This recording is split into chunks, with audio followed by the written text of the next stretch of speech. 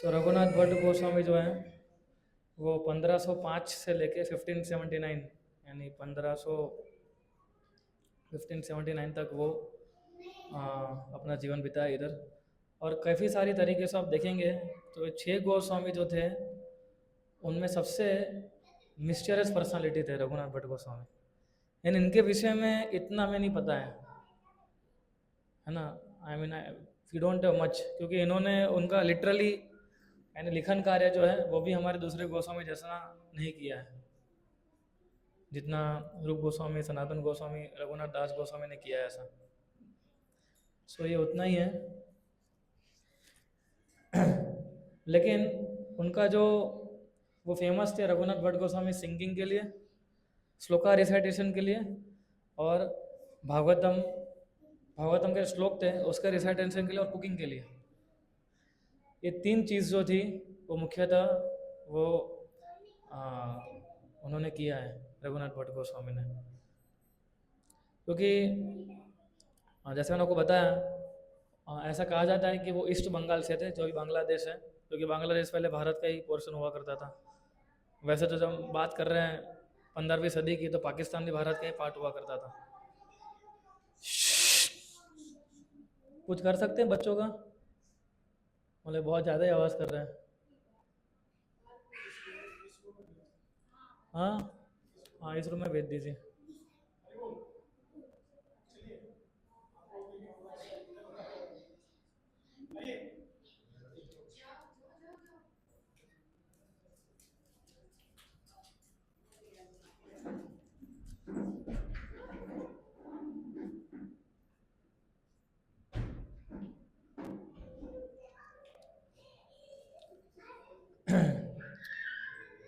लेकिन जैसे रूप गोस्वामी, सनातन गोस्वामी, उनके जितनी हमारे पास डिटेल है उतनी डिटेल इनके बारे में नहीं है रघुनाथ भट्ट गोस्वामी के बारे में। ऐसा कहा जाता है कि वो ईस्ट बंगाल में जन्म हुआ था उनका।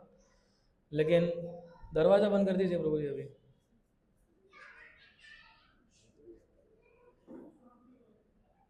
अब वहाँ तो आवाज़ करेंगी, हमें दरवाज़ा बंद करना है। हाँ, आवाज़ बंद करने का बोलेंगे तो बेचारे क्या करेंगे वो फिर।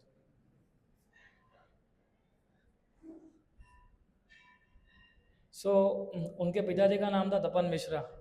तपन मिश्रा का नाम आप लोगों ने सुना है, बहुत बार आया है ना। तपन मिश्रा और दूसरे चंद्रशेखर आचार्य। आपको में से किसी को याद है कहाँ ये बात चर्चा हुई थी, चंद्रशेखर आचार्य और तपन मिश्रा की? कुछ याद आ रहा है आपको? कहाँ से, कहाँ के रहने वाले थे? Any knowledge? चैतन्य महाप्रभु कहाँ मिले थे इन लोगों को, कुछ आइडिया? वृंदावन तो कॉमन है। राम के लिए में रूप और सनातन से मिले थे? नहीं, ठीक है। और जगन्नाथपुरी आ गया, राम के लिए आ गया, वृंदावन आ गया, और महाप्रभु कहाँ गए?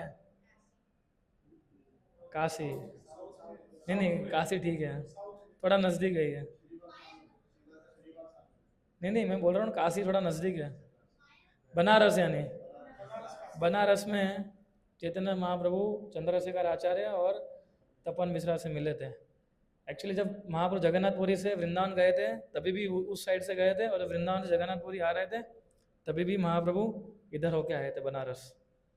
तो तपन मिश्रा और चंद्रशेखर आचार्य जो थे बहुत ही विद्वान भक्त थे महाप्रभु के। और रघुनाथ भट्ट जो है वो तपन मिश्रा के बेटे हैं। सो तपन मिश्रा जो थे वो उनके जन्म के 2 साल पहले ही बनारस शिफ्ट हुए थे। इसलिए हमारे जो आचार्य हैं, जो जिन्होंने थोड़ा इसको बोलते हैं जीनोलॉजी, है ना, कि जो देखते हैं कौन किसका जन्म कब हुआ था, सब रिसर्च करते हैं वो लोग। तो वैसे पता चलता है, उससे मालूम पड़ता है कि 1505 में इनका बर्थ हुआ होगा ऐसा। और फिर चैतन्य महाप्रभु जब बनारस गए थे और तपन मिश्रा के साथ, जब वो वापस वृंदावन से पूरी वापस जा रहे थे, और जब वृंदावन से पूरी जा रहे थे तब सनातन गोस्वामी से चंद्रशेखर आचार्य घर पे सनातन गोस्वामी से उनकी मुलाकात हुई थी। वो जो स्टोरी याद है ना आपको, किसी की महाप्रभु ने बाहर भेजा किसी को, देखो कोई फकीर है कि नहीं है बाहर, याद आ रहा है? वो चंद्रशेखर आचार्य का घर था। तो महाप्रभु रहते थे चंद्रशेखर आचार्य घर पे, प्रसाद लेने जाते थे तपन मिश्रा के घर पे। तो ये उनका हुआ करता था महाप्रभु का, जब बनारस में थे तब। और उसी 2 महीने के अंदर महाप्रभु ने सनातन गोस्वामी को सारे उपदेश दिए थे। लेकिन उस समय रघुनाथ भट्ट जो थे वो केवल कितने साल के थे? 9 साल के थे। He was just 9 years old, Raghunath Bhatt. लेकिन फिर भी उनकी बहुत इच्छा थी, भले यंग थे उतने, लेकिन उनकी बहुत इच्छा थी कि जब चैतन्य महाप्रभु जो रुके थे उस समय उनकी सेवा करने के लिए। सो जब भी चैतन्य महाप्रभु आते थे तपन मिश्रा के घर पे, तो रघुनाथ भट्ट एंक्शियसली उनको अप्रोच करते थे सेवा करने के लिए, और कुछ भी मांगते थे, सेवा करनी उनको कुछ भी। कई बार उनके चैतन्य महाप्रभु के मसाज करते थे, पैरों को, हाथों को, उनको भोग ऑफर करते थे, प्रसाद ऑफर करते थे। प्रसाद लेने के बाद उनकी थाली धोते थे। तो विशेष रूप से महाप्रभु उनको 2 सेवाएं देती, एक तो मसाज करने की और थाली धोने की। ये 2 सेवाएं रघुनाथ भट्ट करते थे। और अप्रोक्सीमेटली 2 महीने तक चैतन्य महाप्रभु वहाँ रुके थे, और उसके बाद चैतन्य महाप्रभु पूरी आने के लिए रवाना हो रहे थे। तो जैसे ही चैतन्य महाप्रभु रघुनाथ भट्ट को मालूम पड़ा चैतन्य महाप्रभु जा रहे हैं, है ना, वैसे ही वो विरह में आने लगे, है ना। उनका हृदय जो था टूटने लगा। जैसे गोपाल भट्ट गोस्वामी को हमने देखा था, गोपाल भट्ट गोस्वामी के उनके घर पे कितने समय रुके थे महाप्रभु? 4 महीने, है ना। सो इधर गोपाल और रघुनाथ भट्ट के घर पे कितना रुके? 2 महीना। एक्चुअली रुके नहीं थे, प्रसाद लेने जाते थे वो, रुके चंद्रशेखर आचार्य घर पे थे। तो महाप्रभु बनारस में रुके थे, उनका उद्देश्य ये था कि वहाँ पर जो मायावाद फिलोसॉफी है, जो मायावादी सन्यासी है, उनका खंडन करना। एक उनका मेन कार्य जो हमने देखा, प्रकाशानंद सरस्वती को उन्होंने वहाँ पर भक्त बनाया। 60,000 सन्यासी आए थे, और ये पूरी अलग स्टोरी है किस प्रकार से महाप्रभु ने अपने विनम्रता से उन सभी को गौड़ीय वैष्णव में जो फिलोसॉफी थी उसमें उनको कन्विंस किया। सो चैतन्य महाप्रभु भी देख रहे थे कि रघुनाथ भट्ट की क्या स्थिति हो रही है जब मैं जा रहा हूँ तब, और ये प्रेम जो था दोनों के प्रति, वो साक्षात तपन मिश्रा जो थे उनके पिता, वो भी देख रहे थे। और तपन मिश्रा जो थे मन ही मन बहुत ही प्रसन्न हो रहे थे कि हाँ, मेरे बेटे को चैतन्य, स्वयं भगवान थे वो, चैतन्य महाप्रभु के लिए उतना अनुराग उत्पन्न है ना, उसको उतना अटैचमेंट हो रहा है। और जब जैसे महाप्रभु गए, तो वो तो 9 साल के थे उस समय, तो 9 साल का बच्चा तो जाएगा नहीं पीछे। तो तब से लेके जब तक वो बड़े हुए तब तक यही सोच रहे थे कि कब वो दिन आएगा जब फिर से मैं चैतन्य महाप्रभु की सेवा में लग सकता हूँ, है ना। और जैसे 20 साल के हुए रघुनाथ भट्ट गोस्वामी, तो रघुनाथ भट्ट गोस्वामी उनके पेरेंट्स को बताया कि अब मुझे चैतन्य महाप्रभु की सेवा करने के लिए जाना है, सो आई एम गोइंग, जस्ट कुछ दिनों के लिए। तो उनके पिता तपन मिश्रा ने उनको एक ये सर्वेंट दिया जो उनका लगेज उठाएगा। और देखिए सारे गोस्वामी जो थे वो हाई क्लास लोग थे, है ना, फाइनेंशियली। कोई गरीब, अभी तक तो कोई गरीब नहीं दिखा हमको, है ना। सो दे वर हाई क्लास थे फाइनेंशियली। तो तपन मिश्रा जी ने एक सर्वेंट को रखा रघुनाथ भट्ट के साथ, और रघुनाथ भट्ट ने थोड़ा लंबा रूट लिया। उन्होंने रूट लिया कि वो पूरा बंगाल होके फिर पूरी जाएंगे। सो चैतन्य महाप्रभु ने रघुनाथ भट्ट गोस्वामी जब इधर से जा रहे थे तो उनको एक भक्त मिल गए जिनका नाम था रामदास। तो रामदास जो थे वो भी भगवान राम के अनन्य भक्त थे। और जैसे उन्होंने रघुनाथ को देखा और उनको पूछा कि आप कहाँ जा रहे हैं, उन्होंने बताया मैं पूरी जा रहा हूँ। तो बोले मैं भी पूरी जा रहा हूँ, तो चलो साथ में चलेंगे, है ना। सो रामदास जो था उनको किसी भी भौतिक चीज़ों से आसक्त नहीं था। वो भी रामदास भी, उसको केवल एक ही चीज़ में आसक्ति थी, वो थी भगवान राम में, और कोई चीज़ की आसक्ति नहीं थी उसकी। और जैसे उसने रघुनाथ भट्ट को देखा तो मन ही मन समझ गया कि रघुनाथ भट्ट गोस्वामी जो है ये कोई साधारण पुरुष नहीं है। और जैसे जैसे करके उसने पर्सनल सर्विस चालू कर दी रघुनाथ भट्ट गोस्वामी की। तो उसमें रघुनाथ भट्ट गोस्वामी तो नहीं बने थे वो, तो रघुनाथ भट्ट की उन्होंने मिनियल सर्विसेज शुरू कर दी, है ना। उनके कपड़े धोना या उनका सामान उठाना या उनका मसाज करना, उनके लिए भोग बनाना, खाना बनाना। लेकिन रघुनाथ भट्ट जो थे वो एक्सेप्शनली हम्बल थे, विनम्र थे वो। उन्होंने उनको रोक दिया, वो सहन नहीं कर पाए कि कोई व्यक्ति मेरी सेवा कर रहा है ऐसा करके। सो ये एक आचार्य का गुण होता है कि उनको कभी प्रसन्न नहीं होते हैं जब कोई व्यक्ति उनकी सेवा करता है, तो है ना, इतनी निजी भाव से। सो हमें सीखना चाहिए इसके अंदर, अगर कोई हमारी सेवा कर रहा है तो हमें ऐसा नहीं है कि हाँ करिए प्रभु जी, है ना, बहुत अच्छा है मसाज, थोड़ा बहुत सेवा की है मैंने, जन्माष्टमी अभी भी गई है, थोड़ा मसाज करके देंगे आप तो क्या है, थोड़ा मैं और सेवा अच्छे से कर पाऊँगा, है ना, तो आप मसाज करके दीजिए मेरे को। तो ये भाव नहीं होना चाहिए हमारा, है ना। सो वो बताया कि you are a respectable gentleman, आप बहुत रिस्पेक्टेबल इंसान है, और मुझे नहीं लग रहा है कि आप मुझे मेरी सेवा करके आपको कुछ फ़ायदा होगा, ऐसा आई डोंट थिंक सो। सो इसलिए मैं चाहता हूँ कि हम हंसी खुशी से ट्रैवलिंग अपना शुरू रखें। लेकिन रामदास ने बताया कि मैं शूद्र हूँ और आप ब्राह्मण हो, तो मेरी ड्यूटी बनती है कि मैं आपकी सेवा करूँ। लेकिन फिर भी रघुनाथ भट्ट गोस्वामी ने मना किया, है ना, उन्होंने बोला कि नहीं मैं आपकी सेवा स्वीकार नहीं करूँ। और 20 साल के थे रघुनाथ भट्ट, उस समय यंग थे, वो कैसे किसी की सेवा एक्सेप्ट कर सकते थे। लेकिन फिर भी रामदास समझे नहीं, फिर भी उन्होंने अपना भले थोड़ा मसाज बंद करवाया, लेकिन जो उनका सामान उठाना था वो उठाते ही जा रहे थे वो ऐसे।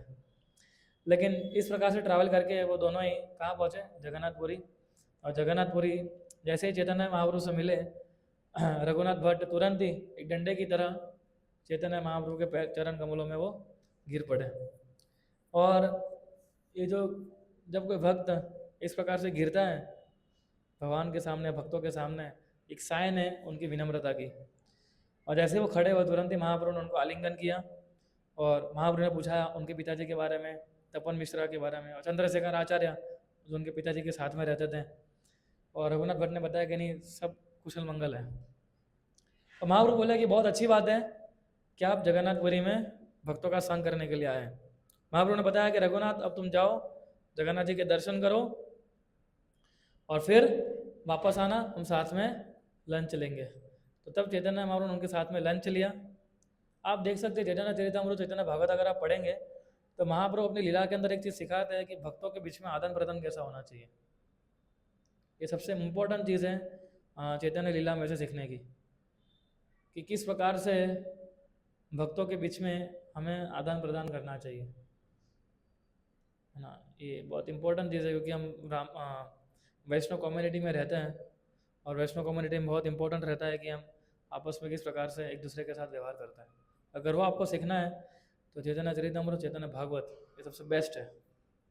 कैसे चैतन्य महाप्रभु डील करते थे उनके भक्तों के साथ, कैसे आपस में रूप सनातन ये सारे गोस्वामी जो थे है वो किस प्रकार से आपस में डील करते थे, वो भी हमें सीखना चाहिए। स्वरूप दामोदर, गोविंद, ये भी महाप्रभु के सेक्रेटरी थे, सर्वंत, ये भी कैसे आपस में वो लोग सेवाएं करते थे। तो महाप्रभु ने बताया कि हम आप आइए, फिर हम लंच करेंगे। तो वो आए, दर्शन करके उन्होंने लंच लिया, और फिर महाप्रभु ने उनको दूसरे डिवोटी से मिलवाया, स्वरूप दामोदर इत्यादि। उनको बताया कि इनके लिए एक प्रॉपर एकोमोडेशन के अरेंजमेंट आप कीजिए। सो चैतन्य महाप्रभु ने रघुनाथ भट्ट गोस्वामी को एवरी डे एक स्पेशल मर्सी दी कि हर रोज़ महाप्रभु उनके साथ बैठ के लंच लेते थे। स्पेशल कृपा महाप्रभु उनके ऊपर की। और जो पर्सनल सेवा जब वो करते थे 9 साल के थे उस समय, वही महाप्रभु उनको करने दी। तो गुरु की एक्चुअली गुरु नहीं चाहते हैं, गुरु की इच्छा नहीं होती लोग आपके आके सेवा करें, है ना।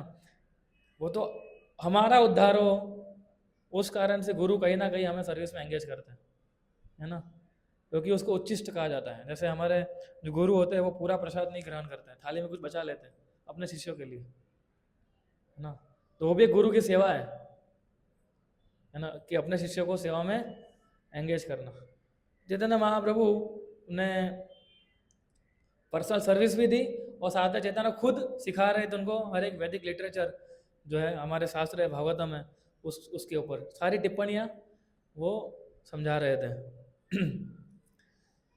और रघुनाथ भट्ट जो थे ऐसे धीरे धीरे करके रघुनाथ भट्ट ऑफिशियली चैतन्य महाप्रभु कुक बन गए वो। सो हर रोज रघुनाथ भट्ट गोस्वामी चैतन्य महाप्रभु के लिए लंच, डिनर, ब्रेकफास्ट कुक करते थे एवरी डे। और ऐसा कहा जाता था कि जितनी प्रिपरेशन वो बनाते थे रघुनाथ भट्ट गोस्वामी, वो अमृत के समान लगती थी महाप्रभु को। और चैतन्य महाप्रभु स्पेशली अप्रिशिएट करते थे रघुनाथ भट्ट की कुकिंग को। और क्योंकि महाप्रभु देखते थे किस प्रकार सिलेक्टिवली वो हर एक चीज़ें बनाते थे, और महाप्रभु को ऑफर कर देते। ऐसा नहीं था कि हर एक आइटम बनाते बनाते रहेंगे तो एवरीडे एक ही चीज़ खिलाते रहेंगे, एवरीडे कुछ ना कुछ नया करते थे। इस प्रकार से महाप्रभु की वो सेवा करते थे। लेकिन महाप्रभु भी he would it what ever, कुछ भी जो भी ऑफर होता था महाप्रभु खाते थे रघुनाथ भट्ट से। और जैसे ही महाप्रभु का पूरा समाप्त हो जाता था प्रसाद ग्रहण करना, उसके बाद महाप्रभु उच्चिष्ट किसको देते थे? वो अन्य भक्तों को बांट देते थे, लेकिन रघुनाथ भट्ट को स्पेशली देते थे महाप्रभु, है ना। So in this way Raghunath Bhatt ने दिखाया कि किस प्रकार से केवल और केवल भक्तों की सेवा करने से ही और भक्तों का उच्चिष्ट खाने से हमारे आध्यात्मिक जीवन में एडवांसमेंट होता है ना।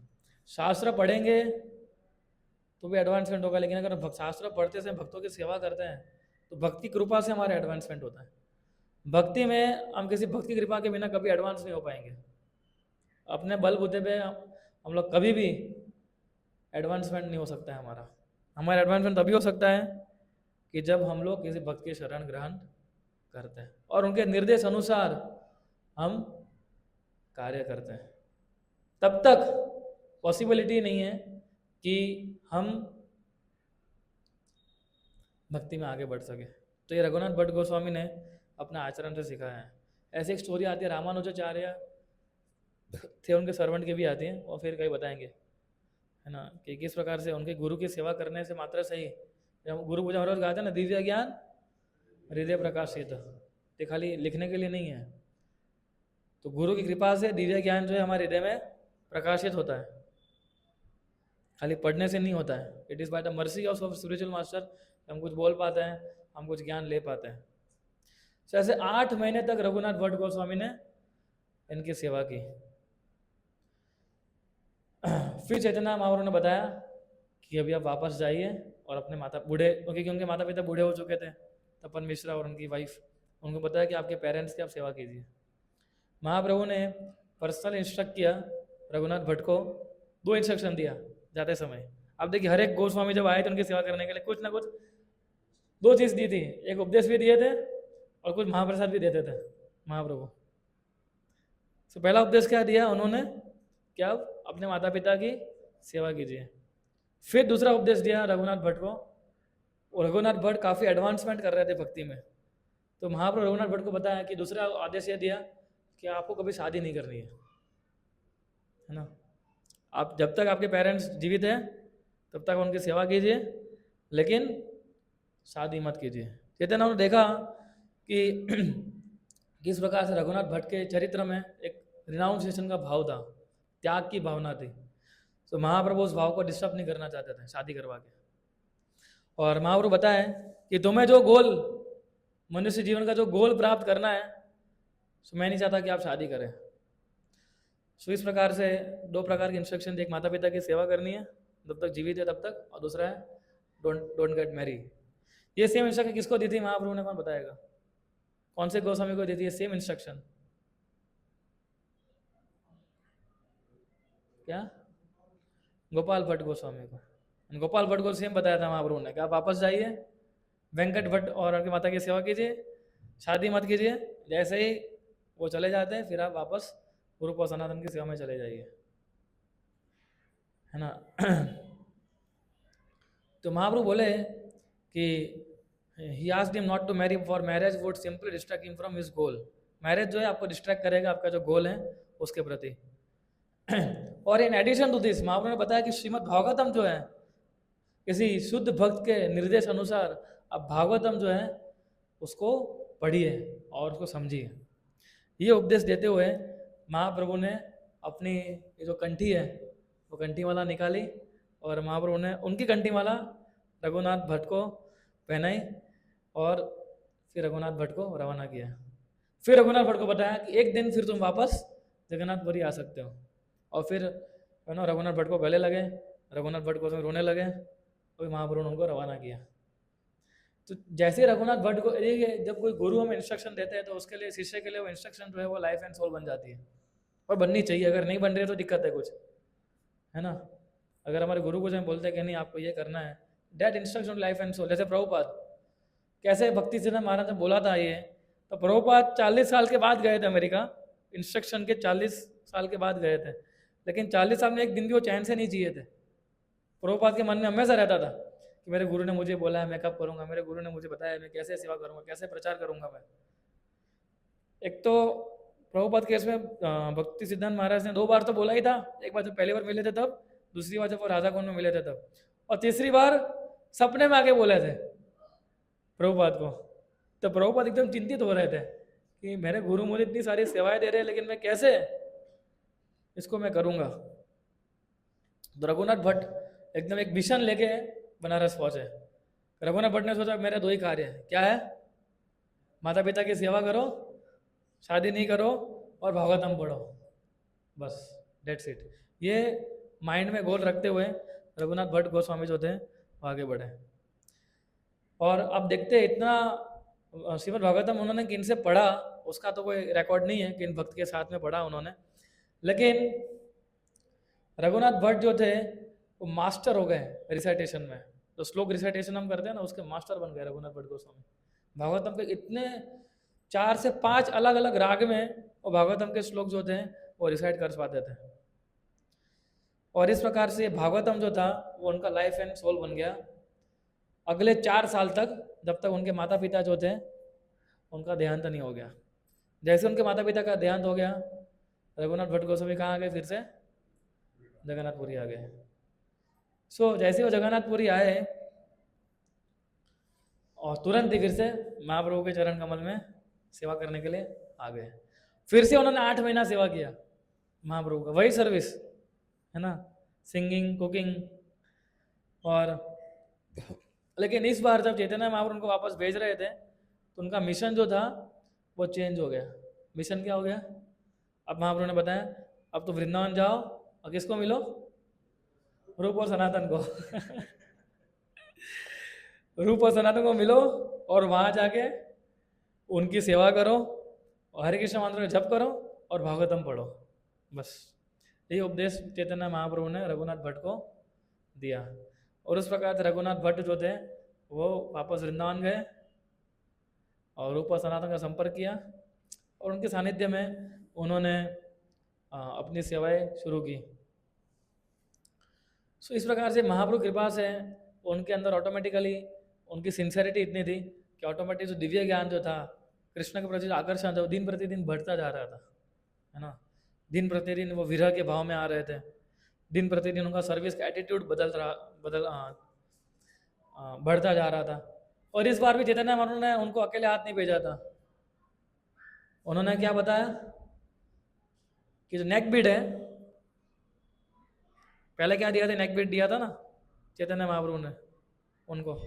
इस बार जब वो गए तो उन्होंने बिटल नट दिया। बिटल नट यानी कि सोपारी, है ना, सोपारी दिया और एक ह्यूज गार्लैंड दिया जगन्नाथ जी का, तुलसी गार्लैंड, है ना। ये 2 चीज उन्होंने किसको दी, रघुनाथ भट्ट गोस्वामी को। फिर उनको रवाना किया और उस प्रकार से रघुनाथ भट्ट गोस्वामी ने जगन्नाथ पुरी छोड़ा और वृंदावन के लिए आगे बढ़े। सो रघुनाथ भट्ट गोस्वामी जो थे वो रूप और सनातन के बिहेवियर से एकदम बहुत आकर्षित हो गए और धीरे धीरे करके रघुनाथ भट्ट गोस्वामी ने पूरा शरण ले लिया रूप गोस्वामी का। और धीरे धीरे वो गोविंद देव को, जो हम वृंदावन गए थे, गोविंद देव का मंदिर देखा था ना हमने, उसका पूरा तो 4 सब उन्होंने ले लिया। और फिर उनके काफ़ी वेल्दी डिसाइपल्स थे रघुनाथ भट्ट गोस्वामी से, रघुनाथ भट्ट गोस्वामी के उन वेल्दी डिसाइपल्स से उन्होंने क्या किया, पूरा मंदिर खड़ा किया। सो इस प्रकार से काफ़ी सारा चीज़ें रघुनाथ भट्ट गोस्वामी ने कंट्रीब्यूट किया है। जो वृंदावन की जो पास टाइम से उसके अंदर काफ़ी सारी चीज़ें उन्होंने बनवाई हैं। और रघुनाथ आप देखेंगे ना, ऑलमोस्ट डिसाइपल रघुनाथ भट्ट गोस्वामी के ही शिष्य थे, ऑलमोस्ट सारे। सो जैसे मैंने आपको बताया कि 3 से 4 प्रकार से वो रिसाइटेशन करते थे भागवतम के श्लोक का। और लोग कहीं कहाँ से सुनने के लिए आते थे उनका कीर्तन और उनका भागवतम का रिसाइटेशन। वो घंटों घंटों तक गोविंद देव के मंदिर में भागवतम रिसाइट करते जाते थे और लोग भी सुनते जाते थे। इतना मधुर आवाज से उनका केवल संग प्राप्त करने के लिए लोग आते थे। सो हम देखते हैं कि कई बार रघुनाथ भट्ट गोस्वामी जो थे उनके आंखों में से आंसू आ जाते थे। जो अष्ट सात्विक विकार हम बोलते हैं, जब कोई भक्त प्रेम के स्तर तक पहुंचता है तो अष्ट सात्विक विकार प्रकट होते हैं। 8 प्रकार के विकार, जिसके अंदर रोना, ट्रेम्बलिंग यानी कि हाथ पैर हिलना, है ना, हमारे शरीर के बाल जो है वो खड़े हो जाना, इस प्रकार की चीज़ें होनी शुरू हो जाती है जब हम देखते हैं कोई भक्त जो है प्रेम के स्तर पर आया है ना। तो हमें चेक नहीं करना चाहिए ऐसे, है ना, बाल खड़े हो रहे हैं कि नहीं हो रहे हैं, आँख में से आंसू बोले कई बार लोग आंसू, एक लेक्चर सुन रहा था, बोले डिवोटी ऐसे ही स्थिर हो गया, बोले आँख में से आंसू क्यों नहीं आ रहे हैं, इतना जप कर रहा, आने तो चाहिए अभी तो। हाँ, तो हमें नकली नहीं करना है, ओरिजिनल लाना है। और कई बार वो बेहोश भी हो जाते थे। क्या हो जाते थे? भाव में आपसे बेहोश हो जाते थे। आपको मालूम, जब चैतन्य महाप्रभु फर्स्ट टाइम जगन्नाथपुरी गए थे तो बहुत अच्छी लीला है, किस प्रकार से बंगाल से निकले और नित्यानंद प्रभु उनका संन्यास दंड तोड़ दिया और महाप्रभु गुस्से में आ गए। गुस्से में आके हम सबको बोला कि तुम लोग मेरे साथ मत आओ, मैं अकेला जाऊंगा जगन्नाथपुरी अभी। तो महाप्रभु एकदम फास्ट फास्ट भागने लगे और जगन्नाथपुरी में जैसे जगन्नाथपुरी पहुंचे, सी द्वार पे पहुंचे, वहाँ चैतन्य क्या हो गए, ढेर हो गए, है ना, एक्सटेसी में आके महाप्रभु। और फिर सारा भट्टाचार्य ने पूरा टेक्निकली चेक किया हो चैतन्य महाप्रभु के शरीर को, बोले ढोंग तो नहीं कर रहा है ना कोई, है ना। तो उनकी सांसें चेक की, है ना, उनका सारा भट्टाचार्य ने चेक किया। भट्टाचार्य समझ गए कि ये कोई साधारण भक्त नहीं है, ये तो असाध्य विकार प्रकट कर रहा है। तो हमारा माँ भट्टाचार्य ने उठाया, उनके घर पे ले गए वो। इस प्रकार से रघुनाथ भट्ट गोस्वामी जो थे उनका भी सेम स्टोरी है। सो रघुनाथ भट्ट गोस्वामी अगर याद करना है हमें तो उनको इस प्रकार से याद कर सकते हैं, उनका ब्यूटीफुल रिसाइटेशन जो है भागवतम का उसके प्रति।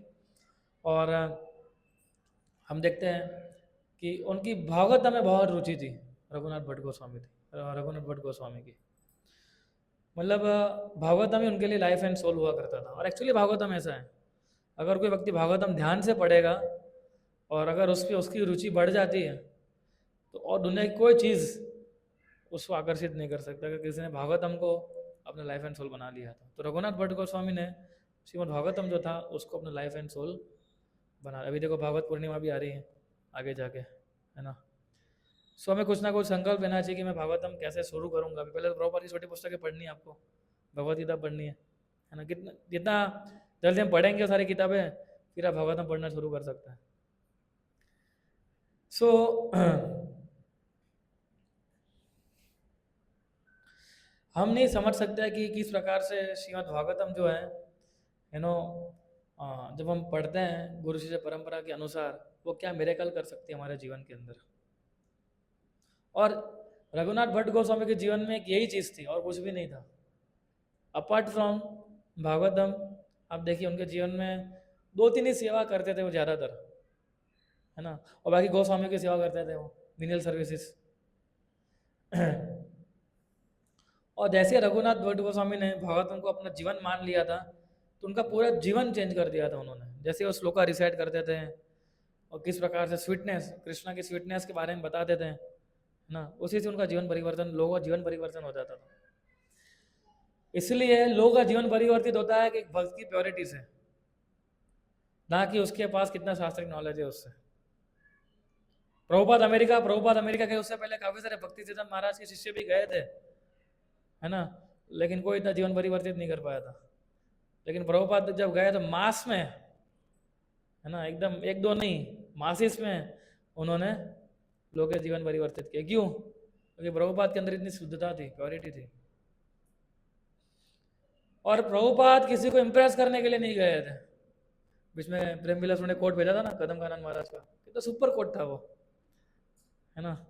What impressed them about Prabhupada was that he never tried to impress anyone. मुझे कोट इतना अच्छा लगा, याद कर लिया है। हम लोग कई बार इम्प्रेस करने के लिए, लोगों को दिखाने के लिए करते हैं ना। सेवा करते तो देखते हैं कोई मुझे देख रहा है, हाँ देख रहे हैं, प्रभु जी देख रहे हैं, हाँ प्रभु जी हरे कृष्णा, है ना, देखो मैं कितनी सेवा कर रहा हूँ। तो प्रभुपाद किसी को इम्प्रेस करने के लिए नहीं गए थे वहां पर। उनके हृदय में खाली एक ही चीज थी कि मैं मेरे गुरु का आज्ञा का पालन कैसे करूं, दैट्स इट। सो ये हमारा मूड होना चाहिए, ये हमारे गोस्वामी का मूड है। रघुनाथ भट्ट गोस्वामी के बारे में इतना ही है मेरे पास, और ज़्यादा कुछ डिटेल है ही नहीं। This is what it is, simple life है ना, but is a prominent 6 Goswamis of Vrindavan है ना। सो लेकिन ऐसा नहीं था कि खाली भाव में रहते थे वो। उन्होंने शिष्य, जैसे उन्होंने बताया उनके शिष्य थे, उन्होंने गोस्वामी के जो वर्क थे, लिटरली वर्क जो करते थे दूसरे गोस्वामी, उनको काफ़ी हेल्प किया था रघुनाथ भट्ट गोस्वामी ने। तो इस प्रकार से रघुनाथ भट्ट गोस्वामी ने अपना जीवन जो है इस प्रकार से उन्होंने बिताया। और एक्चुअली रघुनाथ भट्ट गोस्वामी के लिए हमारे पास केवल एक यही चीज़ है, तो हम एक क्लास में ख़त्म कर सकते हैं। सो कैन एंड दूसरा जो